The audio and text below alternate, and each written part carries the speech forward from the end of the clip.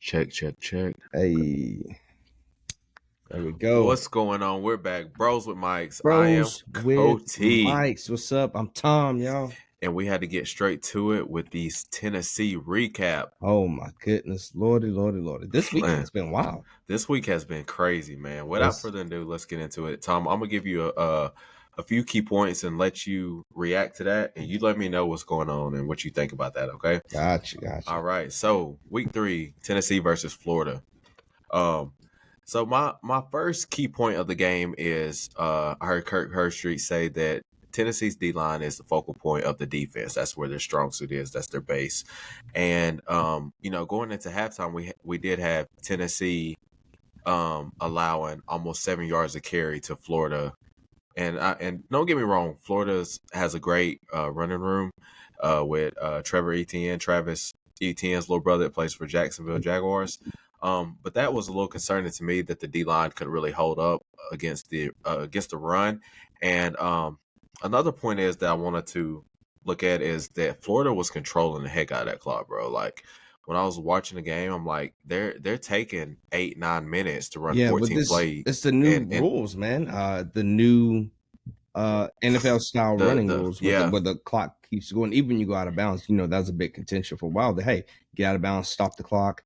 But no, Florida, they controlled the clock for us the majority of that time. And we saw in the second, they just went dumb right there in the second quarter with the interception, Yeah. which was Joe's first interception while on Rocky Top.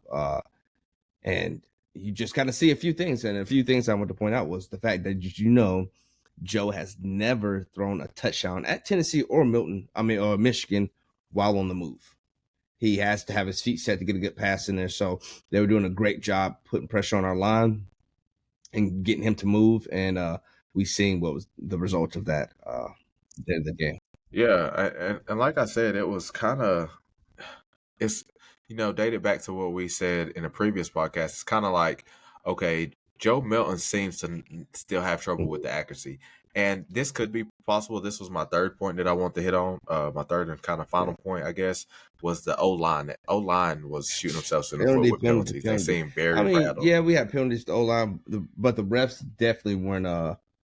They weren't helping at all, and they're fighting now. And this game's over. People are literally throwing like they're fighting. They're throwing punches from Florida. 54 from Florida is in the end Man, zone right now, throwing punches. The game is over. It's 29-16. yeah, The game is over. But you see the class when you go down to the Swamp, how they act. When you're not used to winning, you see how people are. But it's shots literally fired. any given Saturday though. They outplayed us on it. It's the beginning of the season. I'm not too concerned with it. They had a long road ahead. A lot of people ahead of them. They're not a fantastic team as we saw. They had a really good quarter, and we were just slow. But other than that, they had 6 points in the first quarter, 0 in the third, then 3 in the fourth. So, I mean, other than that second quarter, it wasn't a great game on their part. We had a few miscues as we go back through it. Joe was 20 for 34, 287 yards, 2 touchdowns, and his first interception of his Tennessee career, as we saw. The Swamp is not an easy place to play, and I thought we can get it done. But as I said, for every game and everything so far in the season, it all is going to come down to how Joe is going to be out there with some of those. But this time it wasn't as Yeah, heavy on Joe as I thought it was going to be. Our O-line they aren't firing on all cylinders. They were very sloppy. And at one point in time, we had 6 minutes left right there. We got the ball back and 4th and 1. No, it's 3rd and 1. 4th and 1. No, it's 4th and 1. Yeah, it's 4th and 1 on Florida's 30. Everybody in the world knows yeah, they're not finna snap the ball. They're not gonna snap it. It's gonna be a bunch of height, and we jump yeah, off yeah. sides. So it's procedural penalties like that that makes us look like Alabama down there And and Raymond James. I think I think to cause that was another factor that played into especially that specific play was Florida's crowd control was Oh obnoxious yeah, for Tennessee tonight. yeah.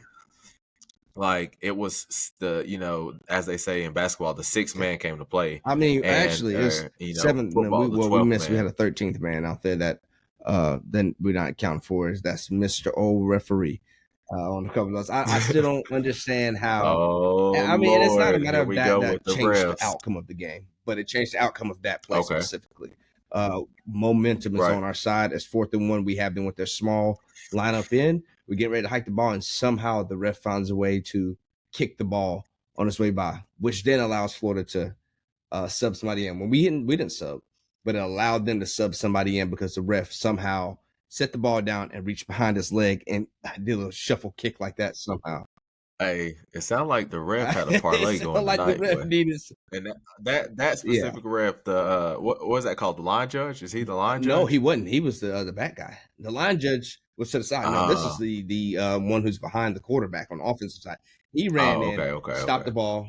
Okay, it's good to go. And as he went back, little Ricky, I'm like, hold on. Yeah. I don't get that one right I there. did think Come on. that.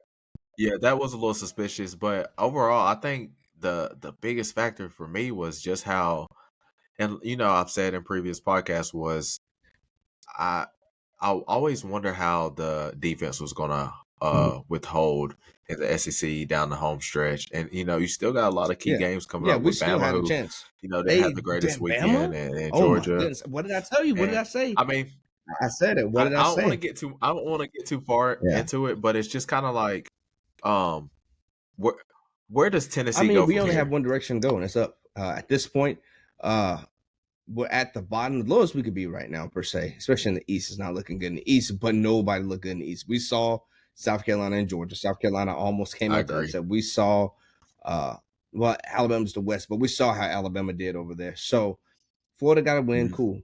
Good for you. But you still got a lot of games left to play. We still got a lot of games left to play. I mean, South Carolina's coming Yeah. to town in 2 weeks, so we get a win there. We get another win against A&M, starts putting us on the right track. Then we got Bama third Saturday in October. And it's Okay. if Joe and our line starts clicking, because Joe looked great towards the end right there. Like third, fourth quarter, we were firing, man. The passes were getting in there. He's finally settled in, but we had created such a deficit, and the way they controlled that clock in the second, it just we couldn't get out of it. And like I said, I mean, going into halftime right there, Joe was, out of 13 passes, he yeah, completed that's what I'm saying. three. That second was looking rough, but third and fourth, Joe started Yeah. firing on all cylinders at that point in time. So And I told you, Tom, I said in our last podcast, I said I would not be surprised if we see Nico coming but out I for the don't think Tennessee Volunteers that's the thing. sometimes this I year. can't put all the blame on Joe. I wanted to so bad. I was like, Joe, man, it's just another Butch Jones and No, and Jared I'm not either. Just Gorentano to get all that over clear. again. But then I started seeing things. For example, we threw a fade pass to a 6'5" receiver, and he didn't high point it. He let the And he didn't high guy point it. Yeah. pass interference. Like, He what are you breadbasketed. doing, bro? Like, go up. You are 6'5". Joe's giving them the passes. It's just we weren't all there. I think The we were okay. too high on last year, and our standards were set too high.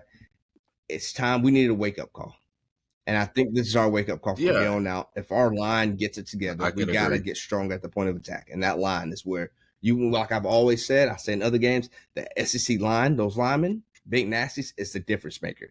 And that's what differs us from the Pac-12, from the Big 10, Big 12, is where those linemen. So our linemen got to get our stuff together. We go up from here, man. We, like I said, that it's just Yeah. the second quarter. We dug ourselves in such a deep pit. We came out firing, but that second quarter, man, we dug ourselves too deep in to get back out of it, and the refs didn't help at all with some questionable calls, Yeah. a crackback block, like he in full speed. It was not a really a crackback, but we'll give it to you. And then the kick right there to kill the momentum. That's almost as bad as the Ole Miss like going down on the fake cramp type deal. So Right. So I think Tennessee fans would like to know, as far as the season goes, Tom has a good bold prediction that they come out winless, excuse me, lossless I think after at this this loss. point, if we get our P's and Q's together, because the rest of the game we looked good, getting our momentum down and getting Joe's passes down. If our linemen can keep that stuff together, and our Hmm. defense didn't look horrible. I mean, that second quarter was a little rough, but they also did get a interception right there that set them up in great field goal range. So I mean, great Right. red zone range right there. So I think I can see us still squeezing out the rest of these wins, maybe one loss. Just like I said, Georgia, we saw the chink in the armor with South Carolina, and Spencer Rattler is not a great quarterback, and what they were able to do with Georgia right there. He's He's good, pretty but he's lethal not though. great. He So is pretty lethal. uh, it's You think he's better than Joe Milton? Is Spencer Rattler better than Joe Milton? I think I would I take don't know. Spencer It over depends Joe on which Joe Milton. comes out. Is it Clemson Joe? Then heck no, I take Joe all day. He's a big dude, but Spencer, he's too interception prone for me. He's too hit or miss. Joe doesn't really throw interception. We saw one interception, even though it's bad times. But I Spencer's too. mean, But they both got is it horrible lines. Both of is those it offensive lines are trash. that's what I was about to say. Is it safe to say that they're in Yeah, sort with of the similar offensive lineman who just positions ain't got it together. We lost a offensively? lot of people. Cooper Mays really ain't playing. So Yeah, I know y'all had one starter down on the O Mays makes a line, huge which difference. Having put somebody in his spot right there, he's a difference maker. Right, that's like having Kelsey on your line and not having yeah, him. It makes a big difference right there. So yeah. So I mean, I guess to end the pod, can I get a record prediction after this week 3 recap of I can Tennessee still see versus 10 Florida? wins coming out of this. I'm still 10-win positive to season. where we're headed. I still see 10 wins in our future with it, and And maybe it, even 11 if we get our stuff together. If we the hardest game I still see on our schedule is against Georgia. And I don't see Missouri being too tough. I don't see Kentucky being too tough. Vandy, nope. Uh, even Texas A&M is not too bad. Yeah, y'all we play play Missouri. I think Missouri? 11-11. Oh man, y'all got a schedule: Missouri, A&M, Yeah, Georgia, Kentucky, Alabama. Vanderbilt. Yeah, y'all got a schedule. I mean, so I do want to say this for the Tennessee fans out there, like you rather lose early Yeah, than lose late, and this is not indicative to how the season will play out. A lot of times you need a learning curve, so you um, test your metal. but it's I just test your all metal. how you.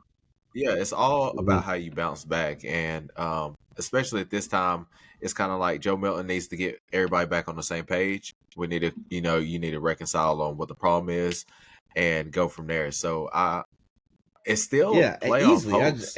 Look at LSU. LSU's arguably one of the best teams in the SEC, and we've seen the loss they took at the beginning. It's all about how you bounce back. It's not the fall that kills you; it's the bounce back. So, are you going to get up and keep running? Or are you going to take it and go with it, and end up seven And to five type deal? and listen, I said it here. I said that I like LSU in the SEC, especially in the West, but I do like LSU. LSU is one of my favorite teams, probably Georgia in the East, but um, I don't really I love don't either. Georgia. And I was talking to Barron earlier, and he was like, it's kind of like a parody in a way. Like, there's nobody that you look at and say, okay, this is who's going to be in the playoffs. Because right now, I mean, right before we start filming this, Texas was beating Yeah, Wyoming by 3 points in the Alabama's third out quarter. here So, and losing dang near to USF. I told you they were squirrely. I said it's a yeah, squirrely team.